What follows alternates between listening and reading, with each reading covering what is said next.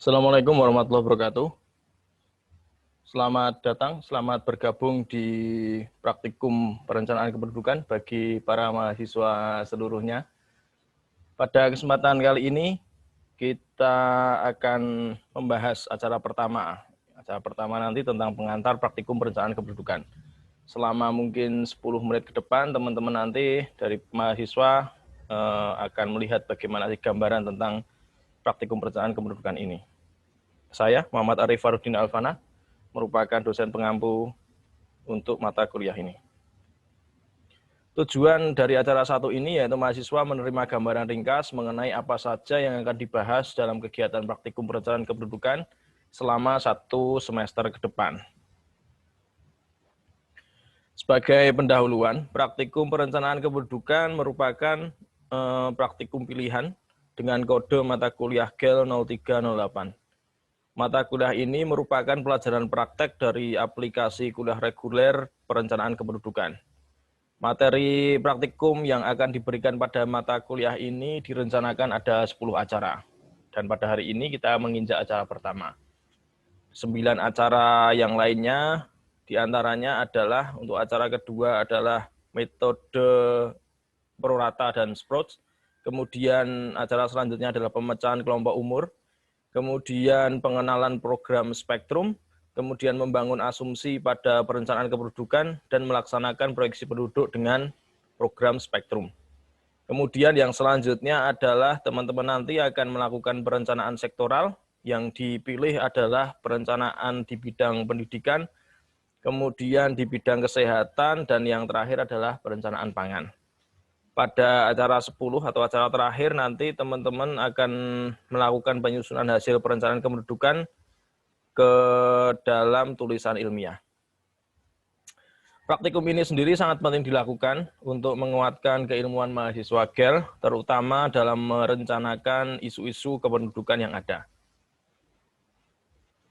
Perencanaan kependudukan sendiri merupakan salah satu aspek penting dalam pencapaian tujuan pembangunan. Secara nasional, contoh dokumen perencanaan misalnya adalah RPJMN tahun 2020 sampai 2024 yang baru saja disusun. Dokumen lain yang merupakan contoh misalnya adalah dokumen visi dan misi pembangunan jangka panjang RPJP tahun 2005 sampai 2025 yang diterbitkan oleh Bappenas.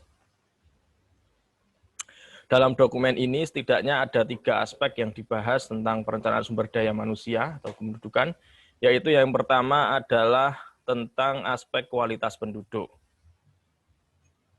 Pada dokumen ini untuk pembangunan kualitas meliputi tingkat kesejahteraan penduduk, yaitu tingkat kesehatan dan gizi, kemudian pendidikan, produktivitas, dan akhlak mulia, serta menuju kepada pencapaian kesejahteraan sosial yang baik.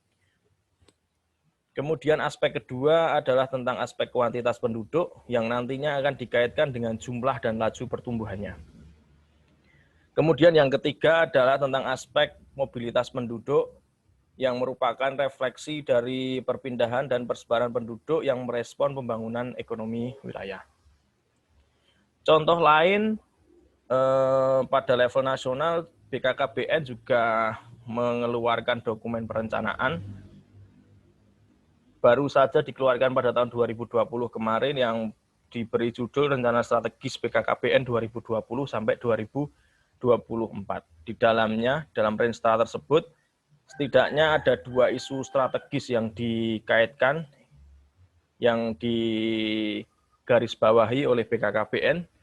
Untuk isu strategis yang pertama terkait dengan pengendalian penduduk dan tata kelolanya. Di dalamnya meliputi bonus demografi, aging population, kemudian pendekatan siklus hidup berbasis perencanaan hidup berkeluarga, dan yang terakhir adalah terkait satu data kependudukan. Kemudian isu strategis kedua tentang pemenuhan layanan dasar, dan di dalam dokumen ini, di dalam dokumennya BKKBN ini lebih ditekankan kepada permasalahan dalam aspek kesehatan. Kemudian berdasarkan dari 2 dokumen tersebut, maka sudah jelas bahwa perencanaan kependudukan memainkan peran penting dalam pembangunan. Apalagi jika ditambah dengan dokumen lain terkait perencanaan pembangunan, tentu saja penduduk merupakan aspek yang sangat penting karena di situ penduduk bisa dikaitkan sebagai objek maupun subjek dalam pembangunan. Oleh karena itu, cakupan materi praktikum perencanaan kependudukan akan sangat berkontribusi bagi mahasiswa, terutama membekali mereka dalam kerangka sebagai seorang perencana. Sebagai para perencana, tentu saja teman-teman akan dapat berhasil jika perencanaan tersebut mampu mengembangkan program yang memenuhi sekarang dan kebutuhan yang akan datang. Pada proses perencanaan ini, dalam praktikum ini nantinya akan dieksplorasi dalam 10 acara yang terbagi menjadi beberapa kemampuan dasar sebagai perencana di bidang kependudukan. Untuk kemampuan dasar yang pertama, tentang melakukan evaluasi terhadap data dasar yang akan digunakan. Data dasar yang digunakan oleh perencana merupakan senjata utama dalam merencanakan isu yang akan dibahas. Jika data yang dipilih salah, maka perencanaan yang akan disusun jelas tidak perlu dipertanyakan lagi kebenarannya. Jika data sudah benar, maka ibarat sebuah bangunan, maka fondasi utama yang digunakan sudah kuat. Tinggal bagaimana membangun bangunan sisanya. Kemampuan dasar pertama ini akan diperoleh mahasiswa terutama pada acara praktikum kedua dan ketiga. Untuk acara kedua adalah tentang prorata dan pemecahan umur Sproats, dan acara ketiga adalah tentang perapian umur kuadratik dengan metode splitting. Nantinya akan dibahas di sana. Untuk acara kedua dan ketiga ini diperlukan untuk menambah kemampuan mahasiswa untuk melakukan evaluasi terhadap data dasar. Di samping kemampuan yang telah teman-teman miliki, dari kuliah reguler tentang evaluasi data dasar melalui berbagai metode yang sudah diajarkan oleh mungkin Pak Kamli atau pengajar yang lain, yang diajarkan kalau tidak salah tentang piramida penduduk dengan indeks Whipple sama indeks Mayer. Acara kedua dan ketiga ini akan melengkapi kemampuan teman-teman untuk melakukan evaluasi data jika ternyata dalam data tersebut ditemukan kesalahan. Acara kedua dan ketiga lebih mengarah kepada perapian data setelah ditemukan kesalahan. Setelah data tersebut dirapikan, maka data tersebut siap pakai dan siap digunakan untuk perencanaan. Kemudian untuk kemampuan dasar kedua adalah melakukan proyeksi penduduk. Kemampuan perencana untuk melakukan proyeksi penduduk sangat penting dilakukan karena data ini akan menjadi data dasar perencanaan. Jika data proyeksi salah, maka rencana yang akan dibuat sangat berbeda jauh dengan kondisi real yang besok akan terjadi. Untuk itulah kenapa BPS senantiasa melakukan perbaikan hasil proyeksi yang dilakukan. Terbaru BPS mengeluarkan proyeksi penduduk Indonesia pada tahun 2015 sampai 2045. Bisa jadi dan data dari BPS ini nantinya teman-teman akan bisa akses di sana dan akan digunakan sebagai data dasar untuk melakukan perencanaan untuk acara yang selanjutnya. Pembuatan proyeksi penduduk ini terbagi menjadi 3 tahapan dasar. Pertama adalah pengenalan software yang akan dijadikan sebagai alat untuk melakukan proyeksi penduduk. Software yang akan digunakan adalah software Spectrum.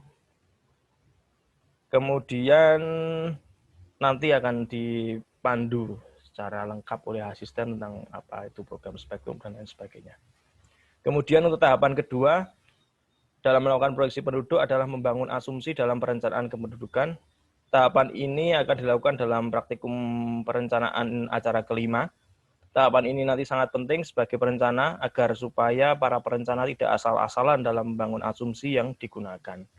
Asumsi yang dimaksud adalah membangun asumsi pada data yang terdapat dalam indikator fertilitas, mortalitas, dan migrasi yang ada di modul demographic projection dalam software Spectrum tersebut. Kemudian tahapan ketiga dalam melakukan proyeksi penduduk ini adalah nanti teman-teman akan melakukan proyeksi penduduk dengan menggunakan software Spectrum.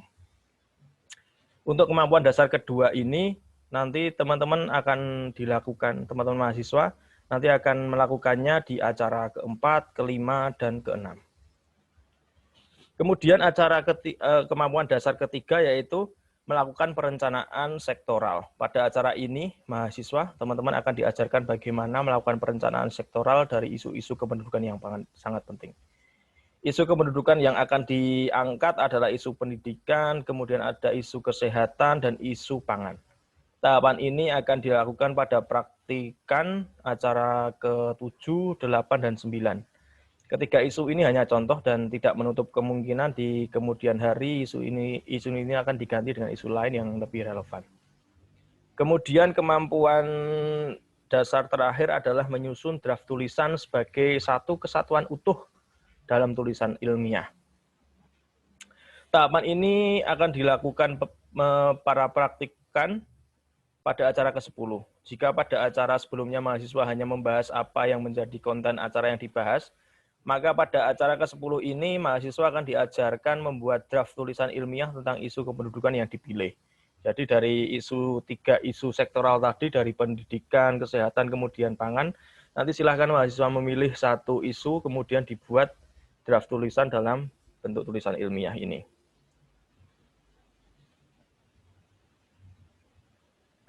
Kegiatan ini dipilih untuk meningkatkan kemampuan mahasiswa dalam menuangkan ide dan gagasannya ke dalam artikel ilmiah. Seorang perencana yang baik tentu tidak hanya mampu dalam menyusun skenario, tidak hanya mampu menyusun proyeksi, tetapi tentu saja dapat menuangkannya dalam tulisan ilmiah sehingga kemampuannya akan komplit dari sisi praktis dan juga dari sisi akademis. Hal ini sekaligus mendukung expected learning outcome ELO dari Departemen GEL yang jika dijabarkan menjadi dua kemampuan khusus yaitu C1 dan C2. Nanti teman-teman bisa melihatnya di webnya GEL, geo.ugm.ac.id tentang poin-poin C dari ELO ini. Diharapkan dari keseluruhan acara yang akan dilalui oleh mahasiswa, dari keempat kemampuan dasar ini nanti akan menambah pengetahuan khususnya dalam bidang perencanaan kependudukan. Muaranya adalah teman-teman dibekali agar supaya nantinya dapat menjadi perencana kependudukan yang baik di berbagai aspek. Demikian pendahuluan untuk acara 1. Selamat bergabung dan ikuti praktikum dengan tertib. Selamat berlatih. Untuk penugasan, silahkan nanti yang pertama mahasiswa memilih salah satu provinsi di Indonesia untuk lokasi kajiannya.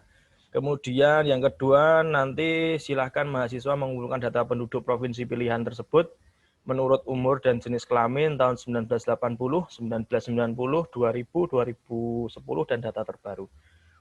Untuk ini silahkan nanti koordinasi dengan para asisten di masing-masing kelompok, di masing-masing grup. Di setelah akhir ini ada referensi yang digunakan pada acara ke-1 ini.